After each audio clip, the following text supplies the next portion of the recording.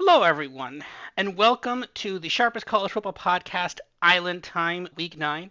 I am obviously not Buck Metrics. Buck Metrics is away this week. He has a bit of travel, so I'm filling in for him as the host. But I am joined, as always, with our mostly permanent co-host here, Steponaduck. Yeah, so actually, I'll just say before we jumped on here, we were talking about the World Series. We were saying that I'm obviously Canadian. He's also a Blue Jays fan and a baseball fan. So yeah, we're gonna be watching the World Series there. Yeah, who do you think? Just again, not we're not doing baseball bets. We're not a baseball thing, but where do you see the World Series? How many games? I think Toronto will be very competitive, more competitive than people think when you get them in that stadium in this sort of setting. We've seen Toronto be very close for a couple of years with this core nucleus of players, and I think that they will give the Dodgers a real feisty out. So I'll say that this will go at least 6 games. I think this will be a long series. I agree. I think this gets back to Toronto. I'm as a Blue Jays fan, it's very hard because you want to see the team do well, but also it is the Dodgers. They won last year. They have the best player in the game. But again, you never know. Baseball is whatever, and sometimes like the Blue Jays clearly have momentum after that Game 7, that George Springer home run, an iconic moment now in Toronto sports, all of sports history too. But yeah, but anyways, we're not here for that tonight. We are here for college football here. We've got some key games we're going to kind of recap and walk through our reasoning on, and we'll talk about what we're playing or not in this game. First, UCLA at Indiana. This one's a bit of an interesting one. Indiana minus 25 and a half point favorite. UCLA obviously started out horribly, went 0-4, lost to a Mountain West team as a Big Ten team at home, fired their head coach. They then lost to Northwestern, but then they beat Penn State, and then they also beat Michigan State, and then I think they also beat Maryland too. They're now 4-3. Indiana continues buzzsawing pretty much every team that they play against, including Oregon, who was at the time the number 2 ranked team. Indiana seems at this point destined to the Big Ten championship game against Ohio State, and obviously a potential playoff berth at that point. Indiana obviously a 25 and a half point favorite here, but I highlighted this game because it is interesting as I want to talk a little bit about UCLA here because what is this team, right? This is a team, and I mentioned it off the top, right? They were 16 and a half point favorites against New Mexico, lost outright. New Mexico, not a particularly good team. They're still not a particularly good team, but they crushed them in that game. They absolutely crushed them. It wasn't even a close game. New Mexico won by I think 20 or 30. It wasn't even close. But then this UCLA team takes down Penn State and arguably got James Franklin fired. That's a very fair argument I'd make. Indiana 25 and a half point favorites. Again, if UCLA hadn't have done that with Penn State, this is probably what 35, 40 point favorite. But I Buck has it at about a 30 point game. I've only got it at about a 12 point game. And I'm curious, how much do you actually believe this UCLA team is actually good? Do you think it's just that they completely changed around and other teams haven't had to figure out a way to counter them? Or do you think that maybe their coaching was just really holding them back and they're actually legitimate here? What do you think about this? Coaching was holding them back, and they're actually legitimately talented. I'm not here to suggest that UCLA is good enough to win this game on the field, Of course, but yeah. Deshaun Foster had no idea what he was doing. He was not set up to succeed. You could see it from his very first conference at Big Ten Media Days when he was hired, and he got up there at the podium, had no idea what to say. Didn't know what to say to his players, didn't know how to coach situationally. And Tim Skipper has rejuvenated this team, has gotten their buy-in. One key element, in my opinion, is that after the quit factor set in, when this UCLA team quit on the field against New Mexico, they were embarrassed on their home stadium on a Friday night. Everyone saw it. Tim Skipper gets the interim job, which he had last year at Fresno State, and he was doing the exact same thing at Fresno State. There was a window where players were able to take the portal opportunity and take a red shirt since they hadn't played 4 games. Nobody did that. Tim Skipper was immediately able to connect with his players, gain buy-in. We saw after the bye week immediate improvement, offense, defense, special teams in a close loss against Northwestern. Chalk it up to Northwestern sucks. They're not very good. Okay, what do they do the very next week? Bam, 20-point underdogs, and they go out and win the game on the field against Penn State and controlled the game. And so now you start to see situational coaching, third down improvement, red zone improvement, tackling, taking better angles on defense, all improves. But it was just a fluke. Penn State overlooked them. They're not going to win next week. They're 8.5 point underdogs. Let's load up on Michigan State. Nope, wrong again. They blast Michigan State. Absolutely controlled that game from the very first snap. And then last week, they're able to overcome some adversity against a Maryland team who actually showed up, and they win that one. Three games in a row they've won. They're 4 games in a row that they've covered. And this is a play-on team for me the rest of the way. Indiana is in a whole nother class now, and Indiana has overperformed expectations to some extent, but this team is absolutely a playoff team. They are a threat to win the Big Ten. They are very much more talented and even better. They're significantly better coached. Signetti's a top 5 coach in college football. But now you have to ask yourself if there is motivation for Indiana. There's no playing for style points because they're going to get in. And they'll probably be the number 1 seed if they were to beat Ohio State in the Big Ten championship game. So now, as long as you continue to win, your status as a playoff participant will be preserved. I don't know if there's a tremendous amount of motivation here. And even so, to call for a 4 touchdown win when you could win the game by 17, control the second half, salt it away, would be just as sufficient. So I think UCLA is playing well enough to keep this within the number. I like the 25.5 here, and I would take the points. Yeah, I've put a small bet on 25.5. Nothing. We're not going crazy here. I think that the money line is like 16 to 1. We're not touching that. But I just think it's too many points, and it's not.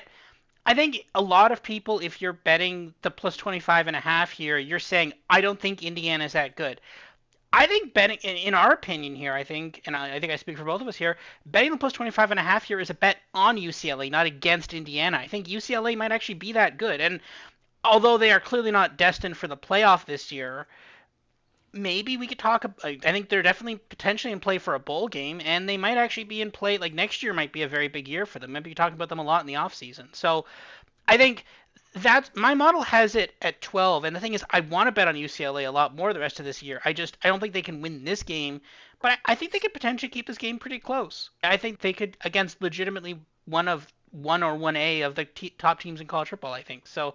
Yeah, I wanted to see your thoughts on that. I think you agree with me on that. I think Buck, as a USC fan, is probably screaming somewhere that we're praising UCLA, but that's okay. Next up here, South Florida at Memphis here. So this one is interesting as well.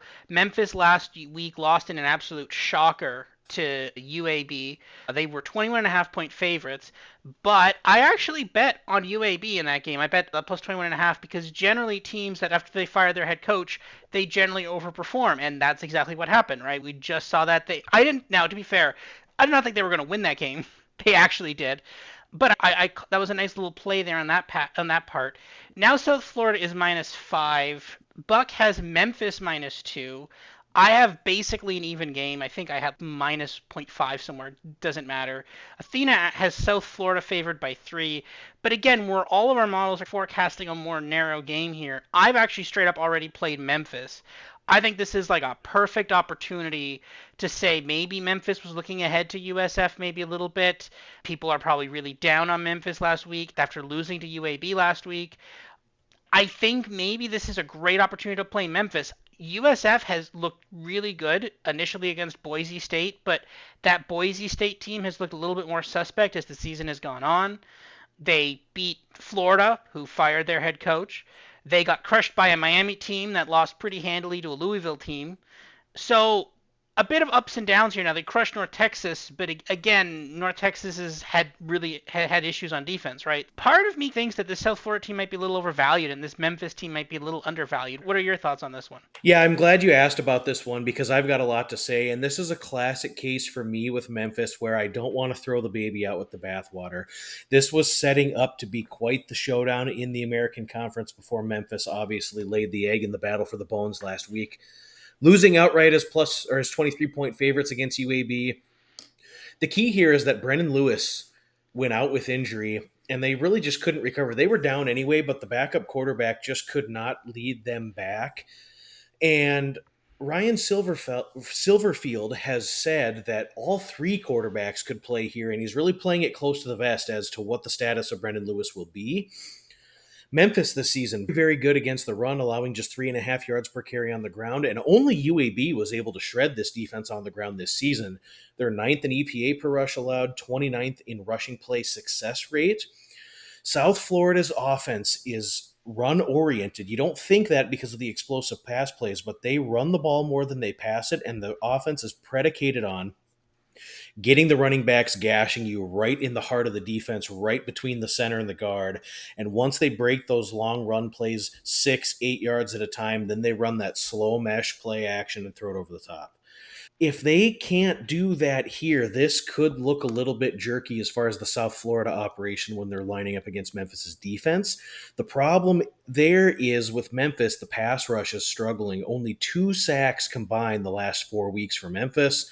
They can't get any pressure. They have been able to create some negative plays on the ground.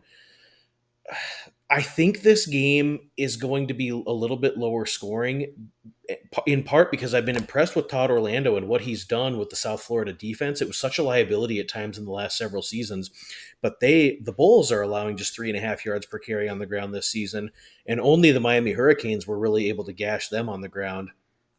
Both of these teams want to establish the run. I think they'll struggle to do that. In order for me to want to make a play on Memphis, I have to know the status of Brendan Lewis. But either way, I think this is one that is going to be a tick lower than what we get for a posted total here. We have a high total, 62.5, 63.5. I would play under 63.5. Memphis won this game 21-3 last year, so they at least have some recent familiarity with the scheme, and they'll have some sort of, with the players that were there last year, some sort of ability to recall how they defended it last season. I like Memphis. I would have really liked Memphis with a fully healthy quarterback. I think they have the goods here. I don't want to throw this team out as garbage based on one data point from last week. I think they're going to be real feisty in this game.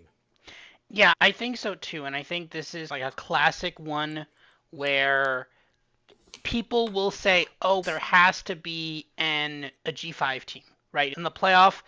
And people were quick to anoint USF right out the gate after they took down Boise.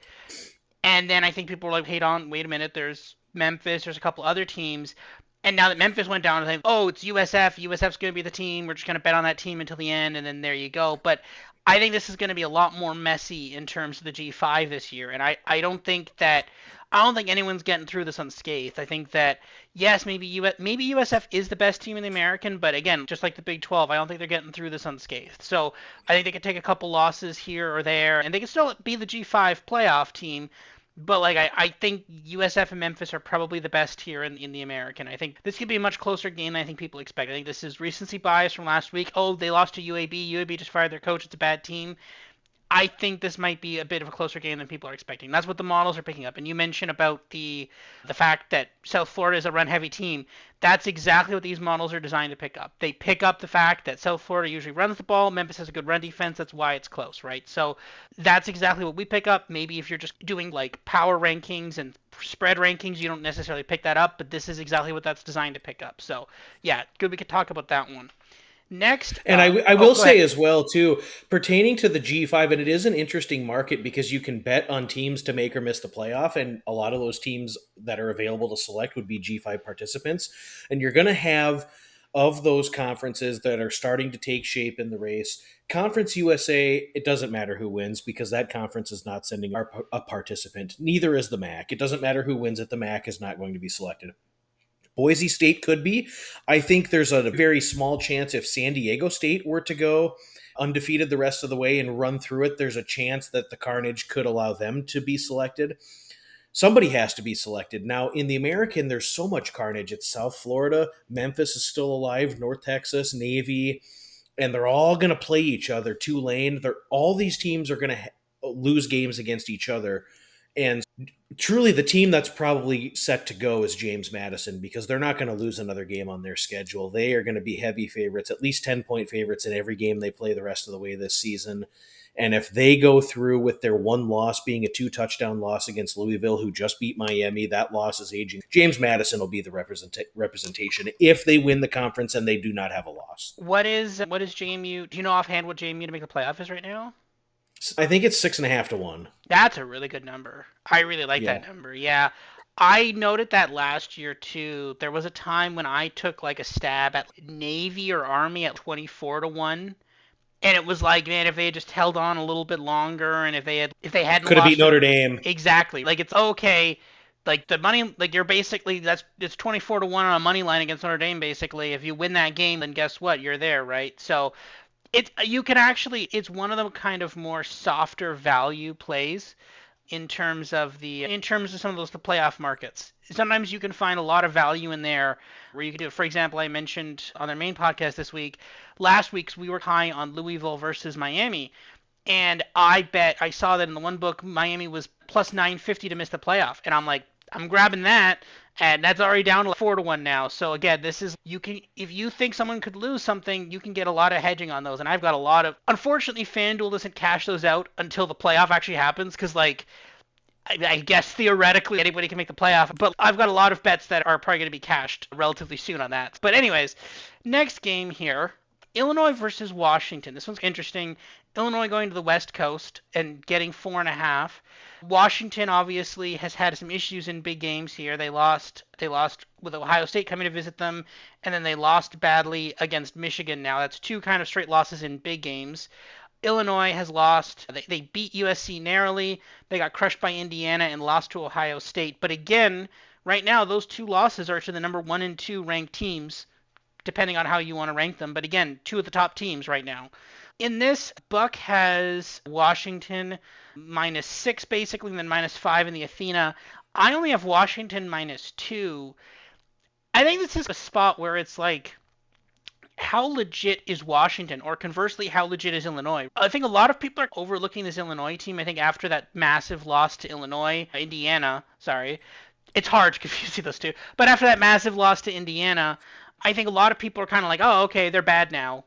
But I think now that we're like, oh, Indiana's the second ranked team in the country, and also Illinois did the best offensively against Ohio State of literally anyone. Hey, maybe this Illinois team isn't that bad. I don't hate a plus 4.5 here. What do you think here?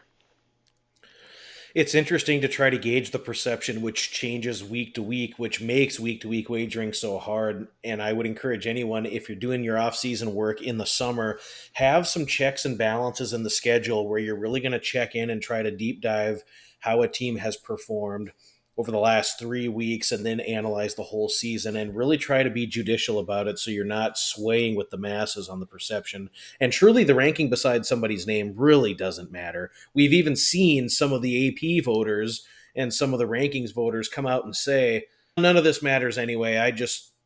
People don't even watch the games and they're ranking these opponents. So it's that sort of crazy stuff. But in this one here, Illinois' losses are lopsided losses, but they lost to Ohio State, Indiana, number 1 and number 2 in the country, and they've played pretty good football outside of that and taken care of business. And I think we've seen now Washington line up against a couple of physical football teams in Ohio State and Michigan.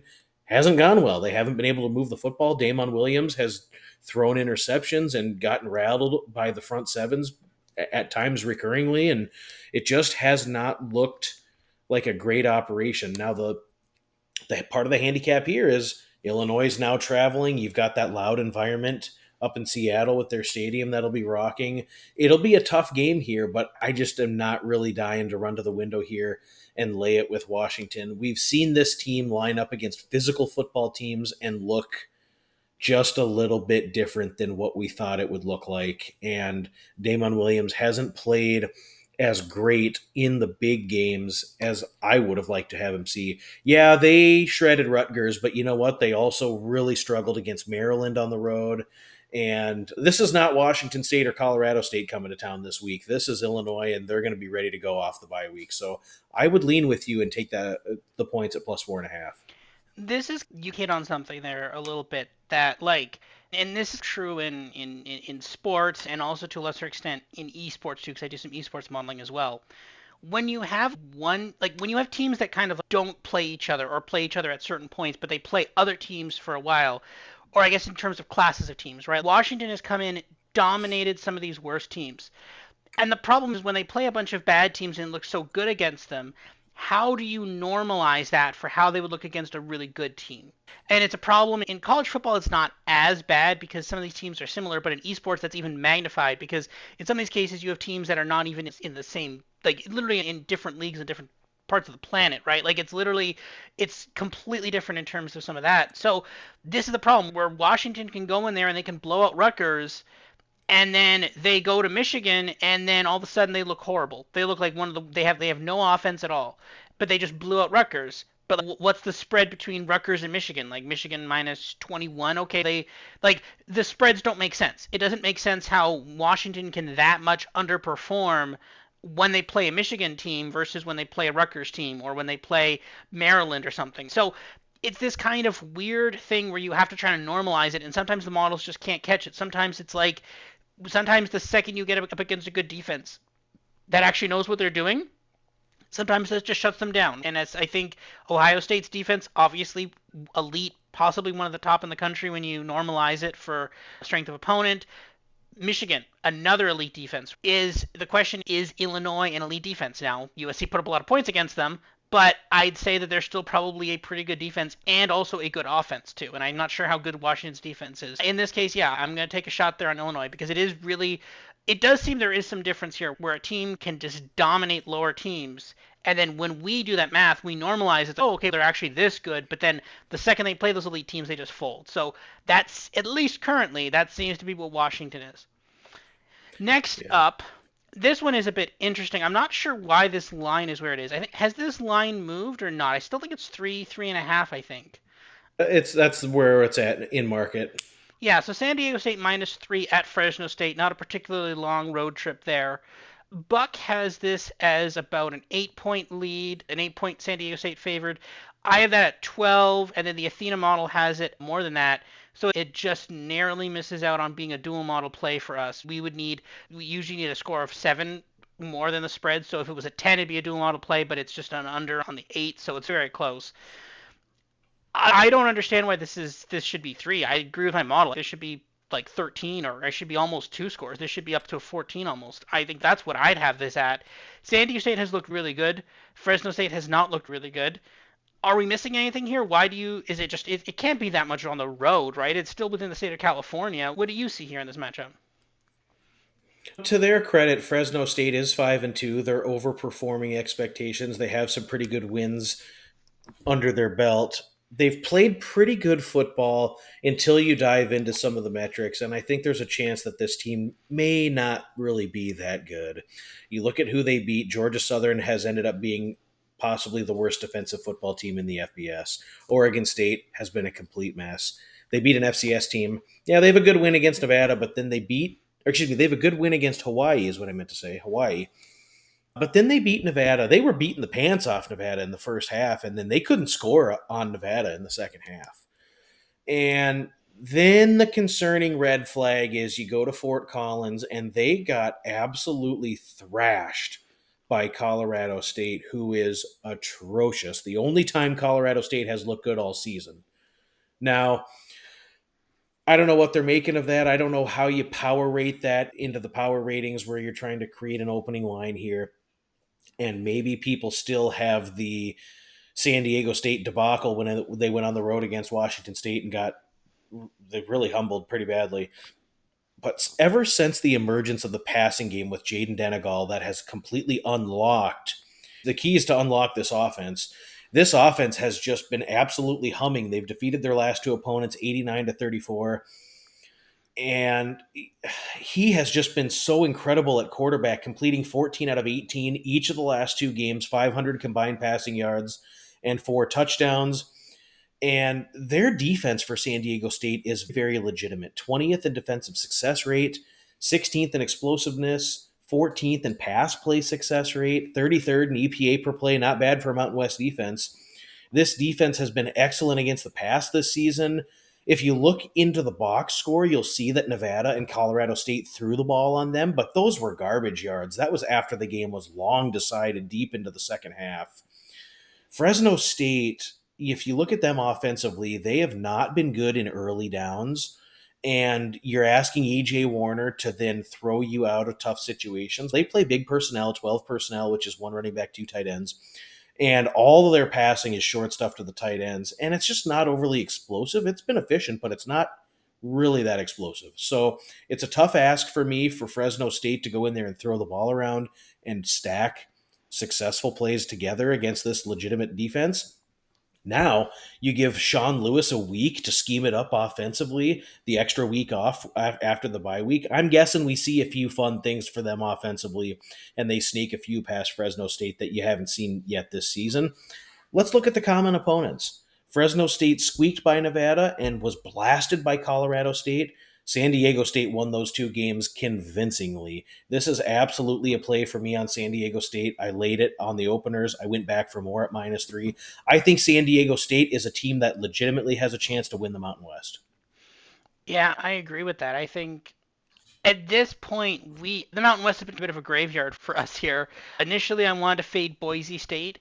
That, it turns out, was correct, but I wanted to do it through San Jose State and Air Force, and that was incorrect. Then I wanted to do Utah State, and to be fair, Utah State is still in there, but San Diego State looks pretty good, and I think they're probably among one of the better teams in the Mountain West. So I'm not sure. Do they play Boise in the regular season? I think they do. They do. Okay, that will be an interesting game. And I also have Boise under 9.5, so I need that. I may be implicitly just betting that game through my futures bet, basically, but so I won't be betting that line for that reason. But no, I like the San Diego State team, and as you mentioned, they've had a huge improvement on quarterback here. I remember there was a game where they beat, who was it, 6-3? Was that Washington State thing? Who No, was Northern Illinois on the Northern road. Illinois? Yeah, that a rough game there. Just 9 points scored, and we were on the over in that game. That was just dead after one quarter.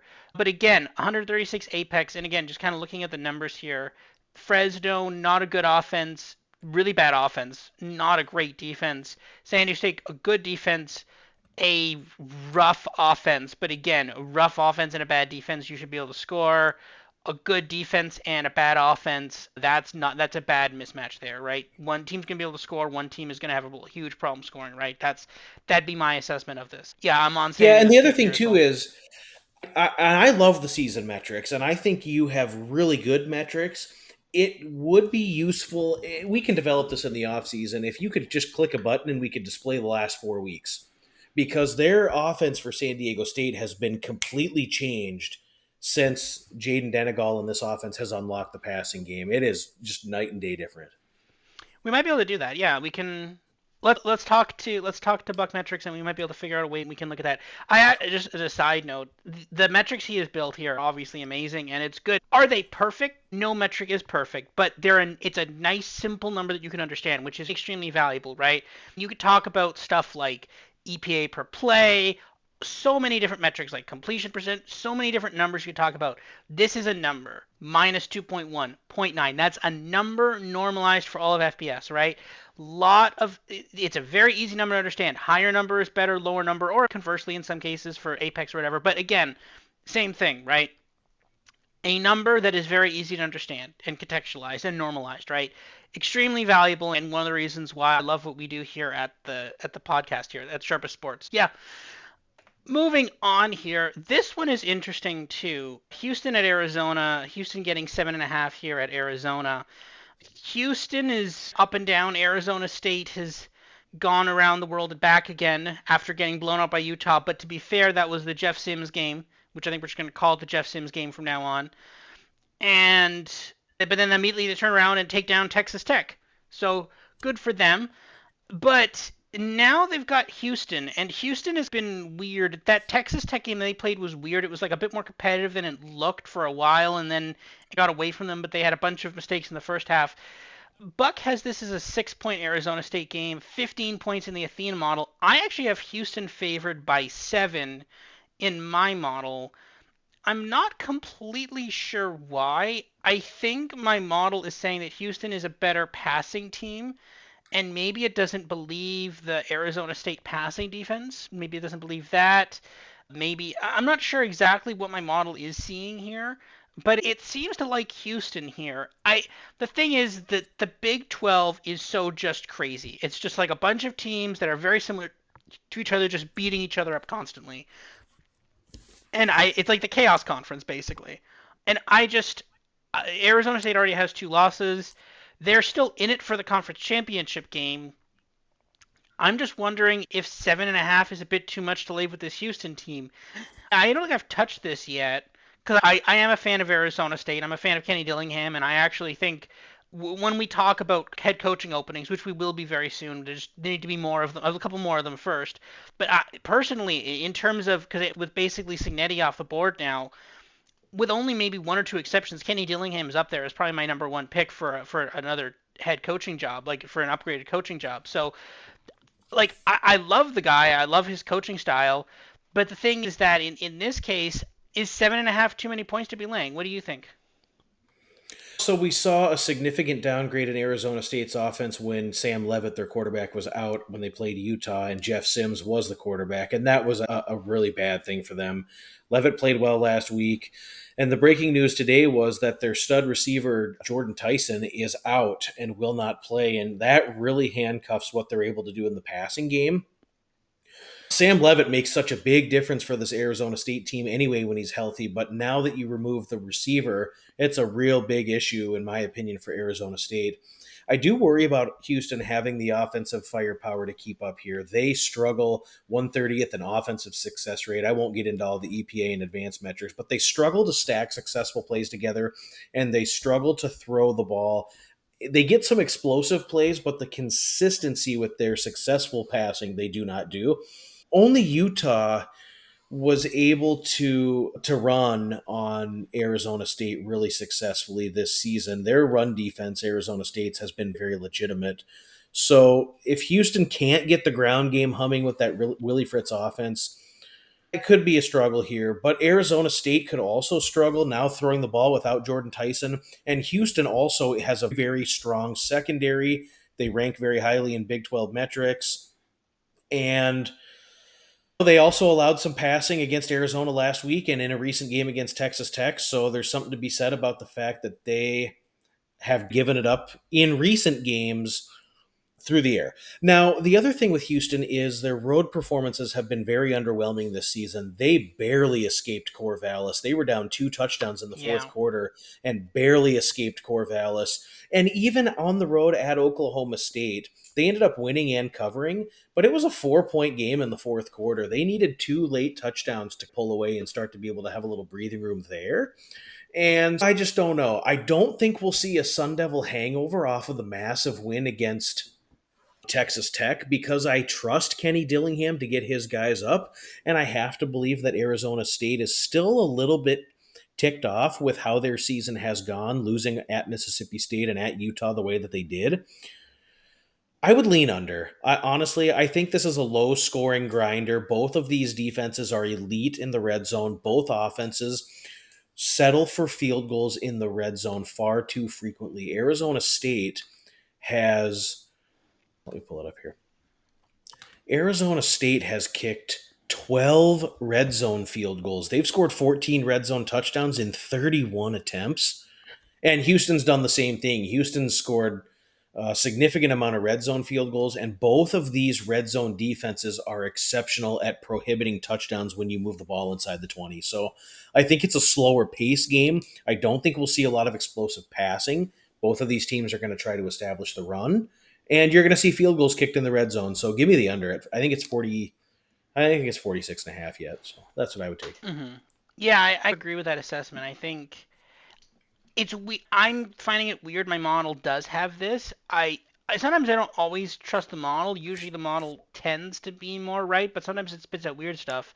Not again. Maybe the model is experiencing some like hangover from the Jeff Sims game, and it's just kind of Arizona State's not that good. It's hard for me to delete a game, especially a recent game. So maybe that's what the issue is. But I don't know. I think I'm just gonna leave this one alone. I don't think I need to play this. I just want to see Arizona State win. I think I'll just leave this alone. Houston is a bit up and down, so I think I'm probably gonna leave that alone. I think this is the last one, right? This is I think one of the last games of the week. Colorado at Utah here. This one is interesting. Utah is minus 13.5 point favorites at home. Utah obviously a lot better at running the ball.